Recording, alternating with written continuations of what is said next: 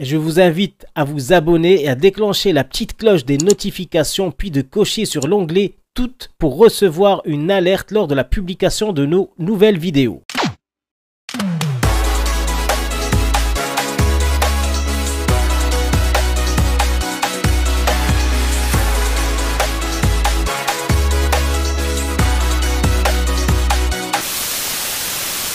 Nous allons passer à la prochaine question et le compteur des viewers va exploser. Des dons, j'imagine aussi. On va parler de l'affaire qui bouleverse le Maroc tout entier.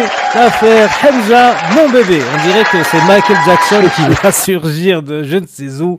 Voilà, c'est vraiment une affaire qui passionne, obsède le Maroc.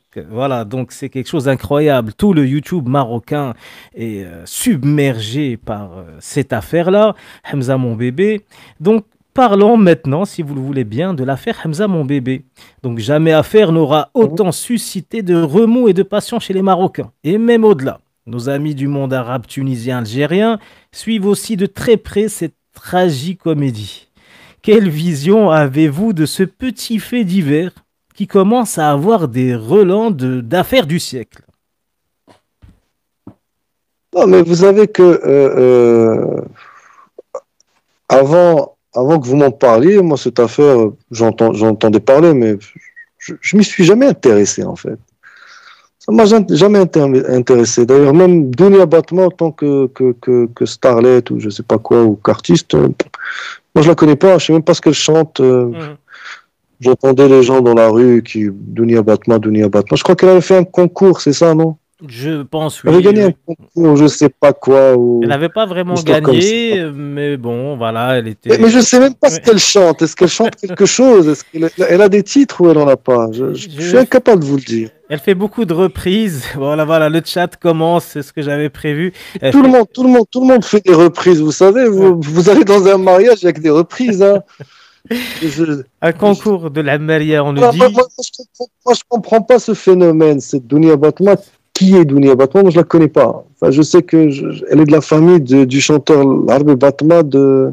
Oui. Comment on appelle ça? Nasl Riwan. Oui, très. Nasl Riwan, oui. Bon, eux au moins, bon, ils ont un registre. Mais alors, à sa décharge, je pense qu'elle a une ou deux chansons à elle, je crois. Hein. Il faut pas. Voilà. Je les connais pas. Bah, vous n'êtes même pas. Oui. Donc, du coup, moi, je comprends pas quel est tout cet intérêt pour cette femme. Attention, Nada Habi vous dit attention, elle va porter plainte contre vous, maître. Ouh là là, je pense que maître Ali doit en trembler. Parce que je la connais pas. Parce que je ne la connais pas. Ah, c'est fort possible avec ces gens-là. Je peux la croiser, mais je peux la croiser dans la rue. Moi, je saurais même pas qui c'est, vous savez. Mais franchement, mais je vous parle sérieusement. Donc, je suis allé un peu chercher, voir un peu de quoi il s'agit. Bof. Enfin, mais bof. Oui. C'est une gaminerie tout ça, un compte et je publie les photos, là, enfin, c'est vraiment, je sais pas, c'est... Ah ben, vous savez, elle est défendue par Maître Bouachirine, quelqu'un que vous connaissez bien. Écoutez, ça veut rien dire, vous savez, un avocat, du moment que vous le payez, il vous défend. Ça veut pas dire qu'il adhère. Un avocat, plus vous payez cher, plus il vous défend, croyez-moi. Ça, c'est un avocat, c'est un homme d'affaires. Tout à fait. C'est pour ce genre d'affaires, surtout, je pense pas que, à la limite, on a parlé de Bouachirine, l'affaire Nasser Zefzafi, il y a des dossiers où c'est des dossiers militants, parce que ça dépasse la personne. Voilà, c'est des causes nationales. Vous savez, c'est le Hirak du Rif, Bouachirine, c'est la liberté de la presse, d'expression, Reisouni, voilà, tout ça, c'est des causes. Mais je veux dire, Arab Idol ou je sais pas quoi, ça, on s'en fout, quoi. Je veux dire, que Batman ne chante plus demain matin, ça changera rien au Maroc, hein. C'est vrai que l'affaire, quand on s'y intéresse, car moi-même, je ne m'y intéressais pas. Je pense pas que Bouachirine soit bénévole dans ce dossier-là. Je crois qu'il a dû toucher un gros chèque. Certainement. Voilà, donc. Certainement. D'après nos sources, oui, on peut peut-être pas révéler là tout de suite en direct la somme, mais il a lui-même avoué qu'il a des liens avec... pas révéler la somme, faut pas nous donner une idée. Il y avait combien de zéros? Oh, beaucoup, apparemment, mais après, on a déjà pas mal de problèmes avec eux, on ne va pas s'en rajouter ce soir. Donc, écoutez, c'est une affaire qui passionne les Marocains. tout comme moi, je vais faire une petite parenthèse très rapidement. Ça ne m'intéressait pas, enfin, autant que vous, je trouvais ça ridicule. Euh, et un jour, ils m'ont attaqué, voilà, sans raison.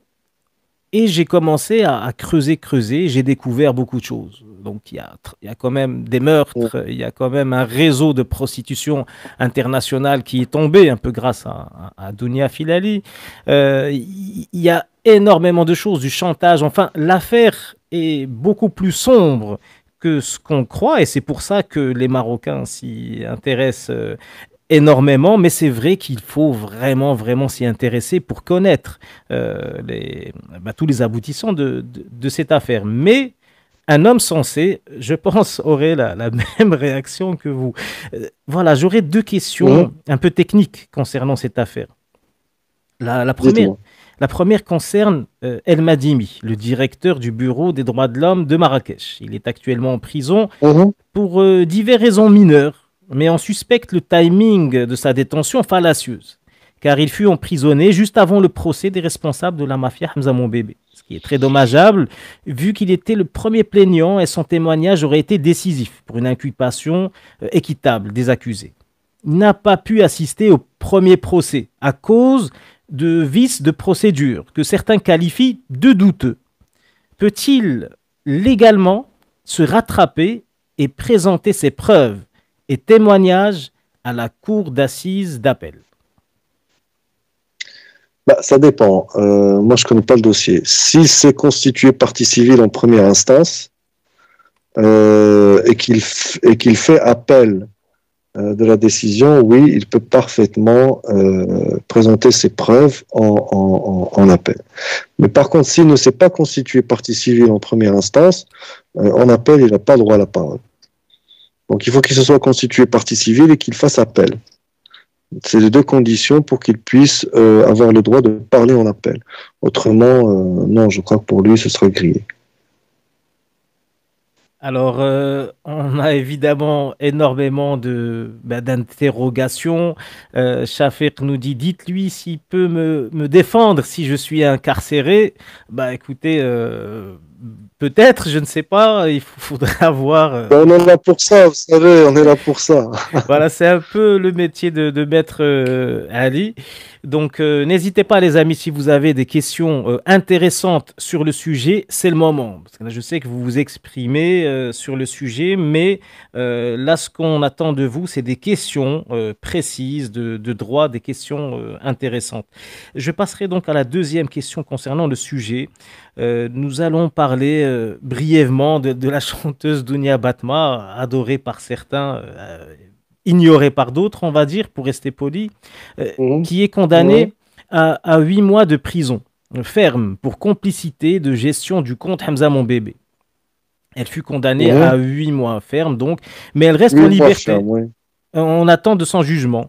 La faible peine Oui. s'explique par un vice de procédure. Encore une fois, l'avocat de Madame Lequel? Batma, Maître Bouachérine, euh, comment dire, a éliminé les 4 chefs d'accusation principaux, accusant justement un vice de procédure. Le juge sur l'affaire était le même qui a condamné d'autres victimes de la même affaire. Il a estimé qu'il n'était pas impartial. Les chefs d'accusation principaux furent donc levés. Il n'en reste plus que 2. Que pouvez-vous nous dire, Maître Ali, sur ce micmac juridique? Non, je ne sais pas parce que je n'ai pas lu le jugement. Je n'ai pas le jugement, je n'ai pas accès au jugement, donc je ne peux pas vous dire. Mais vu quelques documents qui ont fuité et que j'ai pu consulter, en fait, bon, elle est poursuivie sur des chefs d'accusation donc de piratage informatique et Diffamation, de harcèlement, diffamation. chantage, voilà, il y a beaucoup de Oui, bon, escroquerie, escroquerie.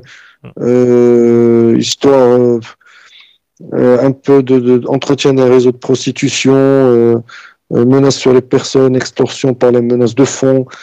Donc, mais tout ça, mais essentiellement, l'accusation se base sur le fait du piratage informatique et de la publication de photos de personnes sur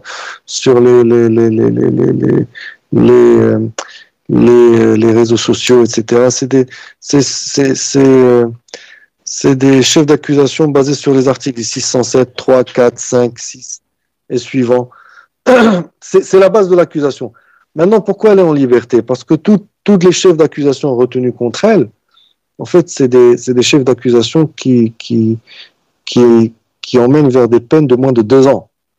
Or, dans la loi, Batma, qu'on l'aime ou qu'on l'aime pas, elle n'est pas au-dessus de la loi, mais elle n'est pas quand même en dessous de la loi. On ne va pas la priver de ses droits parce qu'on ne l'aime pas. D'ailleurs, autrement, on se mettrait à son niveau. Donc, elle a droit à un procès équitable. Donc, elle a droit au respect de la loi. Donc, lorsque vous encourez, lorsque les chefs d'accusation retenus contre vous... Le vice de procédure, eh bien là, le juge sur l'affaire était le même qui a condamné d'autres victimes de la même affaire. Il a estimé qu'il n'était pas impartial. Est-ce que ça vous paraît logique? Est-ce que c'est normal que des chefs d'accusation sautent aussi facilement? Car l'avocat de Dounia Batma a estimé que le juge n'était pas impartial, car elle aurait pris évidemment des peines bien plus lourdes. Non, il y a quelque chose qui ne tient pas dans votre question. C'est-à-dire? Pourquoi le juge ne serait pas impartial? Parce qu'il a condamné d'autres personnes antérieurement sur cette même affaire. Et alors? Voilà, c'est l'explication de Bouachrin qui est sorti dans les médias et qui a expliqué pourquoi les chefs d'accusation n'étaient plus valables. C'est pour ça que je parle de Micmac et que je vous pose cette question, parce qu'il y a un trouble, il y a un grand questionnement.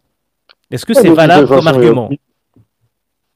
Non, c'est un argument. Moi, je n'arrive pas à capter ce que vous voulez dire. Je vois pas même ce que dit Bouachrin, je n'arrive pas à comprendre ce qu'il veut dire. Je n'arrive pas du tout à comprendre. Ben nous non plus. Le Maroc non plus. C'est pour ça que cette affaire passionne les Marocains. De toute façon, pourquoi il y aurait... Bon, enfin, il a fait capoter des chefs d'accusation parce que le juge était impartial, donc la condamné d'autres gens. Pourquoi les autres ont été retenus et pas les premiers? Voilà, c'est ça. Quelque chose... non, on n'a pas la bonne explication, M. Filali, je pense. Ben, c'est ce qu'on a retenu dans les médias, c'est ce que le Maroc a retenu. Non, bon, enfin, de toutes les façons, cette affaire va être soumise en appel. De toutes les façons, en appel, on va revoir l'affaire de zéro. Ce qui veut dire qu'elle peut prendre plus, comme elle peut prendre moins. Mais ça sera justement la question suivante. Mais Maître Ali, est-ce que c'est légal ce qui a été fait au tribunal? C'est-à-dire pourquoi ça ne serait pas légal? Refuter, je ne sais pas, je vous demande, car je ne suis pas avocat. C'est pour ça que vous savez, quand vous envoyez une personne devant un tribunal, devant un juge, ben, le métier de l'avocat, c'est justement de vous libérer, donc de faire capoter les chefs d'accusation. Si la Cour a retenu certains chefs et pas d'autres, c'est qu'elle devait avoir les éléments pour cela. Encore une fois, moi, je ne connais pas le dossier, je n'ai pas le jugement. Il faudrait que je lise le jugement pour pouvoir vous éclairer.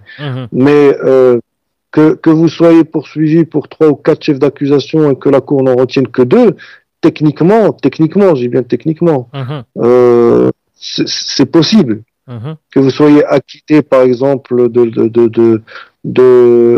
du chef d'accusation d'escroquerie et qu'on vous retienne celui de coups et blessures, ça c'est normal. On peut en retenir un et vous acquitter sur l'autre. Ça, il y a rien d'exceptionnel dans tout ça. Après, c'est comment ça a été fait. Ça, il faut voir le jugement pour savoir comment ça a été fait. Alors, on va dire dans un autre univers, dans un autre monde, parce que même si je confirme que ça a été fait de cette manière, mais au cas où, parce qu'on n'a pas les papiers, on va dire, devant nous, si les choses eût été faites de cette manière, c'est-à-dire que son avocat réfute le juge parce qu'il a condamné d'autres personnes dans ce dossier, donc il n'était pas impartial. Et est-ce que ça vous paraît logique ou normal? Est-ce que le juge a été changé? Est-ce que le juge a été changé? Normalement, oui. C'est les informations qu'on a. C'est une procédure normale, oui. Oui, si le juge a déjà eu connaissance du dossier, non, il ne peut pas juger 2 fois. Voilà, c'est pas possible. Un juge ne peut pas juger deux fois la même affaire, c'est normal.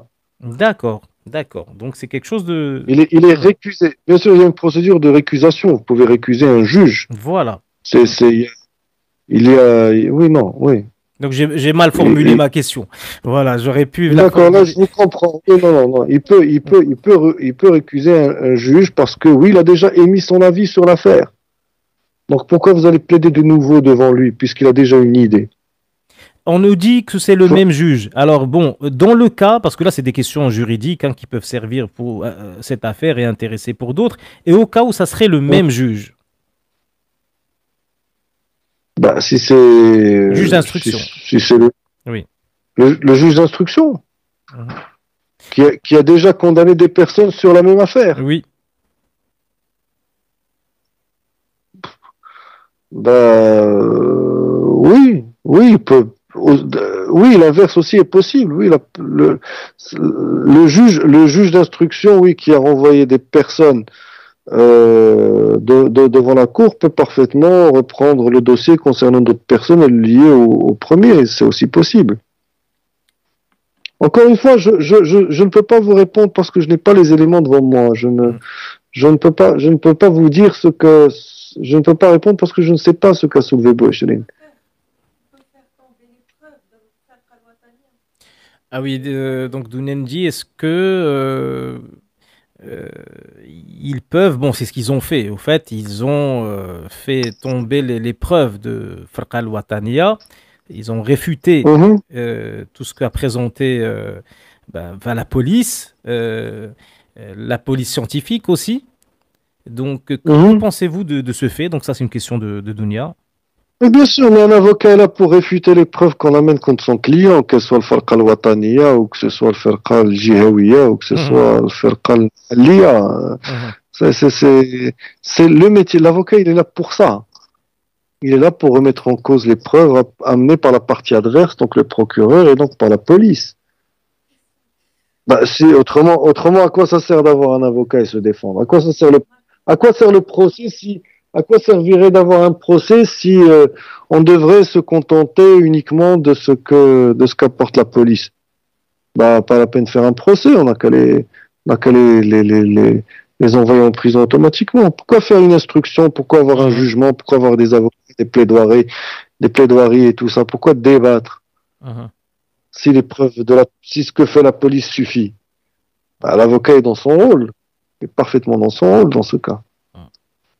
Le public, de toute façon, a besoin d'éclaircissements sur le fait juridique, car nous ne sommes pas tous avocats. Ce qui vous paraît simple, voilà, est toujours, enfin souvent étrange pour certains. Une dernière question, Dunia, sur le sujet. Alors pourquoi, Dounia Batma a été, on juge toute la mafia individuellement et non pas en tant que bande organisée mafieuse? Parce qu'ils n'ont pas été reconnus comme tels. Ils n'ont pas été reconnus comme Saba ou comme mafia, mais chacun est jugé. Ce fait-là n'a pas été retenu, alors que c'est une évidence que certains croupissent en prison, qui ont pris des peines beaucoup plus lourdes hein, que c'est pas la condamnée principale, mais c'est la personne qui était le plus visée parce que c'est elle qui, c'est elle qui est suspectée d'être à la tête de cette mafia et pourtant elle a pris la peine la moins forte, on va dire. Mais il y a des personnes qui sont condamnées à 2 ans, 1 an, donc il y a presque une dizaine de personnes en prison, la prison des Oudaya à Marrakech. Donc la question qui revient de Dounia et des abonnés, pourquoi il n'y a pas eu condamnation de la mafia en tant que telle? Pourquoi ce chef d'accusation de mafia, bande organisée? Parce qu'on sait que peut-être ça va être des peines plus lourdes, c'est ce qu'on dit, mais est-ce qu'il n'y a pas d'autres raisons? Et comment est-ce possible, vu que c'est assez évident? Bon, déjà, les bandes, quand il y a un crime en bande organisée, ça relève de la compétence de la cour d'assises et non plus du tribunal de première instance. Et là, je crois qu'elle a été hier mise en accusation devant le tribunal de première instance. Donc ça, c'est bon à préciser. Ça veut dire que ça n'a jamais été retenu dès le début. Jamais. C'est que le procureur n'a pas retenu la bande organisée. Et puis la bande organisée, c'est pas parce que vous êtes un groupe que vous êtes forcément une bande organisée. Une bande organisée, il y a des critères juridiques qui doivent être remplis pour qu'on puisse vous qualifier de bande organisée. Or là, je suppose normalement, si les choses ont été faites normalement, c'est que les critères d'une bande organisée n'étaient pas réunis dans ce cas-là. Ils ont estimé que les critères qui caractérisent la bande organisée n'étaient pas réunis. C'est-à-dire qu'il faut qu'il y ait un projet criminel, qu'ils aient tous une concertation dont le but d'organiser un même projet criminel. Il faut croire que dans ce cas-là, ils n'avaient pas de concertation entre eux et qu'ils n'avaient pas le même objectif criminel. Et donc c'est peut-être pour cela que ça n'a pas été retenu. Toujours une fois, je parle dans le conditionnel, étant donné que, encore une fois, je n'ai pas de dossier sous les yeux, vous le savez bien. Oui, bien sûr. Nous, on voit c'est des questions concernant la loi en général et C'est comment. des considérations techniques. Voilà, techniques, exactement. Après, bon, s'il y a autre chose derrière les rideaux, ça, je peux pas vous le dire. Je sais que le dossier ne vous passionne pas, hein, parce qu'il n'est pas passionnant à la base. C'est vrai que c'est pas passionnant du tout. Mais voilà, ça intéresse les gens. Bon, nous, on est attaqués, donc forcément, ça nous intéresse. Mais voilà, le Maroc, c'est un dossier qui enflamme le Maroc. Hein. On essaiera de... Mais c'est peut-être une erreur qu'on fait, c'est qu'on lui donne trop d'importance, alors qu'il n'en a aucune. Certainement, très certainement, je suis d'accord avec vous. Enfin, on est beaucoup d'accord avec ça, mais voilà, on essaiera de comprendre pourquoi ce fait est devenu aussi fort d'une manière, enfin, sociologiquement parlant. On va essayer de faire une analyse dans une vidéo, Inch'Allah, pour comprendre un petit peu tout cela. Et en deuxième partie de soirée, avec vous, les abonnés. Bon, mais quand même, on prendra une dernière question sur Dounia Batma. Voilà. Que peut-il juridiquement se passer en appel? Qu'est-ce qui vous semble le plus probable? Libération, peine plus lourde? Non, je pense que le plus probable, ce serait une confirmation. Si la pression continue, si la pression médiatique continue, on peut même envisager une augmentation de la peine. Mais au moins, je pense que si la pression continue, il y aura au moins la confirmation. Par contre, si la pression médiatique et la pression sociale baissent, la peine peut être réduite, voire même, elle pourrait même être acquittée.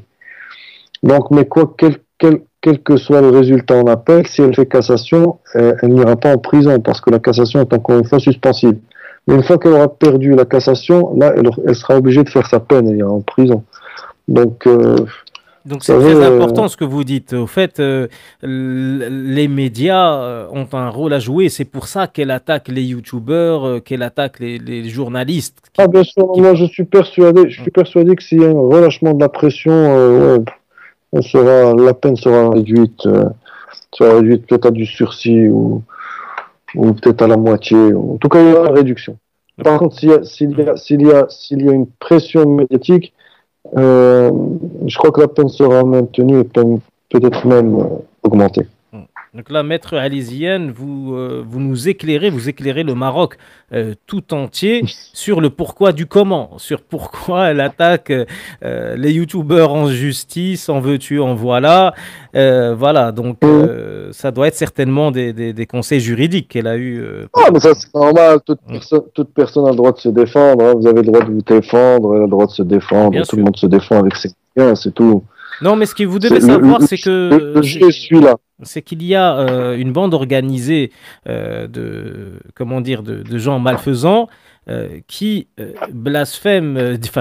qui diffament à longueur de journée toutes les personnes qui parlent de ce dossier, en bien ou en mal. Donc ça va au-delà de la défense. C'est de l'attaque, que ce soit sur Instagram, sur tous les réseaux sociaux. Enfin, là, on va rentrer dans des détails un peu scabreux qui ne sont guère intéressants. Juste pour vous expliquer que là, vous nous avez éclairé sur le fonctionnement de ces personnes-là. Pourquoi? Parce qu'on se demande, beaucoup de Marocains se demandent pourquoi il y a des lives tous les soirs où ça insulte à tout va les gens qui parlent de cette affaire. Donc là, on commence un petit peu à comprendre avec ce que vous nous Non, avez mais dit. voilà, bon, ça, je vous ai dit, bon, si elle fait ça, elle est stupide, hein, parce que dans son intérêt, il vaudrait mieux qu'elle calme l'affaire, qu'elle l'étouffe. En faisant des lives, en insultant les gens, elle jette de l'huile sur le feu et puis ça enflamme les choses. Hein. Stratégiquement, c'est une bêtise. Hein. Mhm. Elle n'est pas très fuite la fille, d'ailleurs. Hein. Bah, écoutez, apparemment, Euh, c'est... c'était- Attention, Si là, on si elle risque... était, si elle était intelligente, elle ne ferait pas ça, quoi. Bah, Je trouve écoutez, pas ça très malin. je vous laisse la responsabilité de vos dires, maître. Je vous le répète, mais elle est pas très intelligente. Hein. Si elle fait des lives où elle insulte des gens, non, elle est pas, Ben, ce n'est pas elle elle, est pas, elle est ce n'est pas- pas elle directement, c'est des gens voilà, qui sont sortis de l'ombre du jour au lendemain, des dizaines de chaînes Instagram, enfin de comptes Instagram, YouTube, qui s'expriment Mhm. absolument que sur ce sujet, à insulter toutes les personnes qui parlent du sujet tout simplement d'une manière objective ou qui défendent la justice et qui sont insultées tous les soirs à longueur de... Voilà. Voilà, et on les accuse d'énormément de choses. Mais le pire, c'est qu'elles portent plainte, que ces gens-là portent plainte contre les youtubeurs. Voilà, ils créent des associations qui portent plainte, qui les accusent, comme on dit Tout le en monde, arabe, tout le monde, d'infraïsarienne, d'être... voilà. Donc tout le monde a le droit de porter plainte, vous savez. Oui, oui, on sait bien, on sait bien. Mais bon, mais Tout le est-ce monde a le que droit de porter plainte. une question qui n'était pas prévue pour des gens qui portent plainte d'une manière abusive, est-ce qu'ils risquent quelque chose? Mhm. Mais bien sûr, tout à fait. Parce Hum, que si la plainte est abusive, vous pouvez vous retourner contre eux hum. pour dénonciation calomnieuse. Dénonciation calomnieuse, c'est C'est un bien ça. crime. C'est un crime, oui, c'est un crime d'accuser des gens de choses qui n'existent pas. C'est de la dénonciation calomnieuse. Donc vous pouvez parfaitement être condamné. Alors là, je reçois énormément de questions ultra précises sur le dossier. Maître Ali, une dernière fois, n'est pas passionné par l'affaire Hamza Mon Bébé et ô combien je le comprends. Donc, on ne pourra pas lui poser des questions ultra précises sur divers faits et variés. Et on va faire encore mieux. On va arrêter de parler de ce dossier.